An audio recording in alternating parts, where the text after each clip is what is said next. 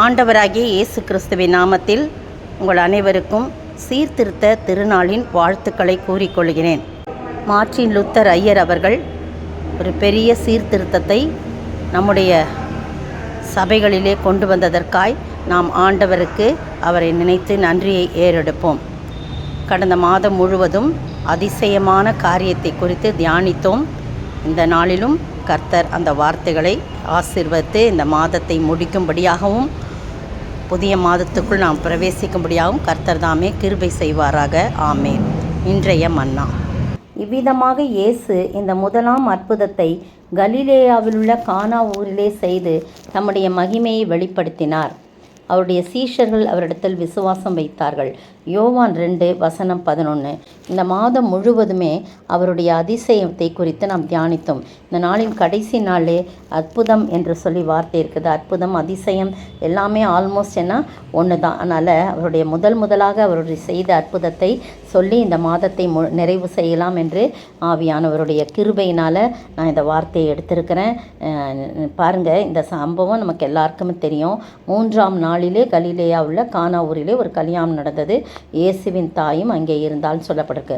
அந்த 3ஆம் நாள் என்று சொல்லும் பொழுது அது செவ்வாய்க்கிழமையாக காணப்படுகிறது. பாருங்கள், செவ்வாய்க்கிழமையில் யாருமே கல்யாணம் வைக்க மாட்டாங்க, ஆனால் கல்யாணம் அங்கே வச்சாங்க. அதனால் எல்லா நாளுமே ஒரே நாள் தான். கர்த்தர் நமக்கு நியமித்திருக்கிற நாட்கள் எல்லாம் நல்லது நல்லது நல்லது என்று கண்டான். ஆதியாமத்தில் முதலாம் காலையும் சாயந்தரமாய் முதலாம் நாள் முடிந்தது, அதெல்லாம் நல்லது என்று கண்டார் அப்படின்னு சொல்லி அவருடைய படைப்பை பற்றி சொல்லப்படுங்க. அதனால் எல்லா நாளுமே ஒரே நாள் தான் ஆண்டவருடைய பார்வையில். நம்மளுடைய பார்வையிலும் அப்படி தான் இருக்கணும். பாருங்கள், அது முதலாவது காரியம். அந்த இடத்துல ஒரு குறைவு ஏற்பட்டது. உடனே நம்ம ஊரில் இது மாதிரி ஏதாவது வேண்டாத நாள் அப்படின்னு சொல்லி இந்த செவ்வாய்க்கிழமை போல் நாளை வச்சுருப்பாங்க. அந்த நாளில் இந்த மாதிரி ஏதாவது ஒரு குறை ஆயிடுச்சுன்னா, பற்றியா செவ்வாய்க்கிழமை வச்சதுனால தான் அப்படி ஆயிடுச்சு அப்படின்னு சொல்லுவாங்க. உடனே ஏதாவது ஒன்றத்தை கொண்டு எதாவது ஒன்றத்தை நுழைப்பாங்க. ஆனால் அப்படிலாம் கிடையாது. இயேசு இருந்துட்டார்னா போதும். இயேசுவும் தாயும் அங்கே இருந்தார். அந்த கல்யாணத்துக்கு அவர்கள் அழைக்கப்பட்டார்கள். சீஷர்களும் இயேசுவும் அவருடைய சீஷரும் அந்த கல்யாணத்துக்கு அழைக்கப்பட்டார்கள்னு சொல்லிருக்கு. அழைக்கப்படாத இடத்துக்கு அவங்க வரல. அந்த இயேசுவின் தாய் ஒரு உறவின் முறையாக அந்த திருமணத்தில் அவங்க வந்திருக்காங்க. இயேசுவும் அவருடைய சீஷரும் ஸ்பெஷல் கெஸ்ட்டாக அவங்க அழைக்கப்பட்டிருக்காங்க. அப்போ திராட்சை ரசம் குறையப்பட்ட போது இயேசுவின் தாய் மகன்கிட்ட சொல்கிறாரு, அவங்களுக்கு திராட்சை ரசம் இல்லைப்பா அப்படின்னு சொன்னோன்னே, ஸ்திரீயே, எனக்கும் உனக்கும் என்ன, என் வேலை இன்னும் வரவில்லை. எனக்கும் உனக்கும் என்ன, சும்மா இரு அப்படிலாம் சொல்லலை அவர். என் வேலை இன்னும் வரவில்லைம்மா, என் வேலை வரும்போது நான் செய்வேன் அப்படின்னு சொல்கிறார். அப்போ வேறு என்னென்னமோ சொல்லியிருக்கிறார் அவர். என்னென்னா, என்கிட்ட அவங்க கேட்கட்டும், அப்போ நான் சொல்லிக்கிறேன் அப்படின்லாம் இடையில சொல்லியிருப்பார். மொட்டையாக இருக்குது அதெல்லாம் அண்டர்ஸ்டுட்டுன்னு வச்சுக்கோங்களேன். அதனால தான் உடனே அவங்க தாய் வேலைக்காரன் நோக்கி, ஏன்னா இல்லைன்னா பேசாமல் இருந்திருப்பாங்க அவங்க. எனக்கும் உனக்கு என்ன, என் வேலை இன்னும் வரவில்லை அப்படின்னு சொன்னோன்னே, சரி நம்மளுக்கு என்னான்னு சொல்லிட்டு பேசாமல் இருந்திருக்கலாம். ஆனால் அவங்க அப்படி செய்யலை. அவங்க வேலைக்காரரை நோக்கி, அவர் உங்களுக்கு என்ன சொல்கிறாரோ அதன்படி செய்யுங்க. அப்போ தட் மீன்ஸ் அவர் சொல்லியிருக்கலாம், அவங்க என்கிட்ட கேட்கட்டும், அப்போ நான் சொல்லிக்கிறேன், என் வேலை இன்னும் வரல, அப்போ கேட்கட்டும் அவங்க அப்படின்னு சொல்லியிருக்கலாம். அப்போ அந்த யூதர் முறைப்படி 2-3 குடம் தண்ணீர் கொள்ளத்தக்கதான 6 கச்சாடிகள் அங்கே வைக்கப்பட்டது. இயேசு வேலைக்காரர் நோக்கி, பாருங்கள், வேலைக்காரர் ஐயா என்ன பையா அப்படி குறைவாயிடுச்சு அப்படிலாம் சொல்லவே இல்லை. அவங்க அம்மா சொல்கிறாங்க. அடுத்ததே வசனமே இயேசு வேலைக்காரரை நோக்கி, ஜாடிகளிலே தண்ணீர் நிரப்புங்கள் என்றார். ஏன்னா அவர் இருக்கிற இடத்துல குறைவு இருக்க அவர் விட மாட்டார். அவர்களும் அவைகளை நிறைய நிரப்பினாங்க. 2-3 குடம்னா 6னா கிட்டத்தட்ட ஒரு 18 குடம் போல் அவங்க தண்ணியை நிரப்புகிறாங்க. அப்போ அவர்களை நோக்கி, நீங்கள் இப்பொழுது முண்டு பந்தி விசாரிப்புக்காரனிடத்தில் கொண்டு போங்கன்னு சொல்கிறாரு. உடனே அவங்க கொண்டு போகிறாங்க. என்னையா தண்ணி ஊற்றணும், அதை போய் கொண்டு போங்கன்னு சொல்கிறீங்களா? அவங்க சொல்லலை. ஏன்னா அந்த அம்மா சொல்லியிருக்காங்க, அவர் என்ன சொல்கிறாரோ உங்களுக்கு அதன்படி செய்யுங்கள்னு சொல்கிறாங்க. இயேசு சொல்கிறார், தண்ணி நிரப்புங்கன்றாரு. கொண்டு போய் பந்தி விசாரிப்புக்கார்ட்ட கொண்டு போய் கொடுங்கன்னு சொல்கிறாரு. அதே மாதிரி கொண்டு போனாங்க. அந்த திராட்சை ரசம் அப்போ பாருங்கள், அது திராட்சை ரசமாக மாறிடுச்சு. அது எங்கேருந்து வந்ததென்று தண்ணீர் முண்ட வேலைக்காரருக்கு மட்டும்தான் தெரிந்தது அன்றி பந்தி விசாரிப்புக்காரனுக்கு தெரியாது.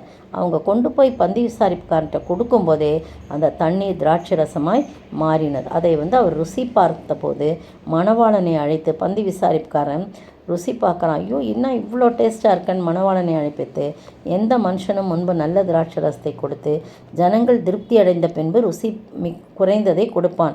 நீரோ நல்ல ரசத்தை இதுவரைக்கும் வைத்திருந்தீரே அப்படின்னு சொல்கிறான். எந்த விஷயமும் அவருக்கு தெரியாது.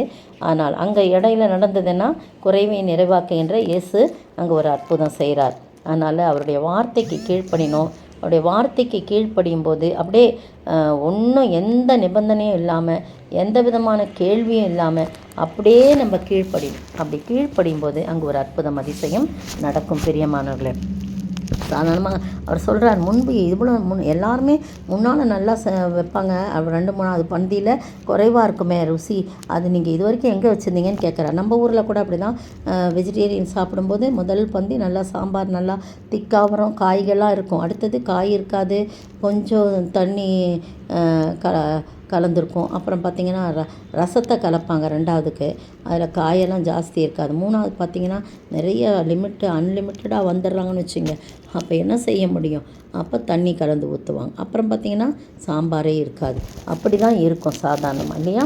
ஃபஸ்ட்டு ரோவுக்கு நிறைய மட்டன் பிரியாணினா நல்லா மட்டன்லாம் இருக்கும். அப்புறம் குறைஞ்சி போயிடும், இல்லையா? அது மாதிரி தான் இருக்கும். ஆனால் நீங்களோ இது ருசி மிகுந்ததை எங்கே வச்சுருந்தீங்கன்னு கேட்குறா.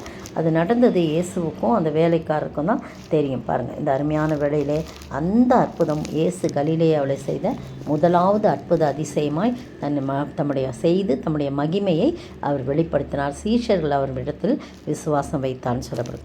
நீங்களும் நானும் ஆண்டவரிடத்தில் விசுவாசம் வைக்கும்படியாய், அவருடைய அற்புத அதிசயத்தை காணும்படியாய் அவருக்கு கீழ்ப்படிவோம். அப்படியே பிளைண்டாக அப்படியே அவருக்கு சொன்ன வார்த்தைக்கு கீழ்ப்படியும்போது கர்த்தர் நம்மை ஆசீர்வதிப்பார், அதிசயங்களை காண செய்வார். ஜெபிப்போம். தண்ணீரை இரத்தமாய் மாற்றினார் அதிசயம், எகிப்து தண்ணீரை இரத்தமாய் மாற்றினார் அதிசயம், வெறும் தண்ணீரை திராட்சை ரசமாய் மாற்றினார் அதிசயம், வெறும் தண்ணீரை திராட்சை ரசமாய் மாற்றினார் அதிசயம்.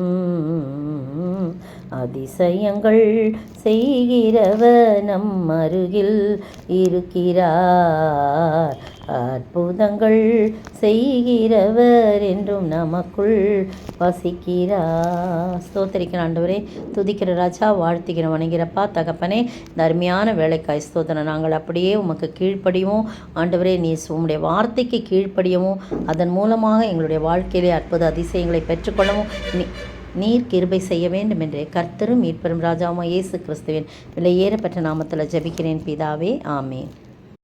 நேற்றைய பதில், 100க்கு அதிபதி பவுலினால் சொல்லப்பட்டவைகளை பார்க்கிலும் மாலுமியையும் கப்பல் எஜமானையும் அதிகமாய் நம்பினான். அப்போஸ்தலர் 27:11.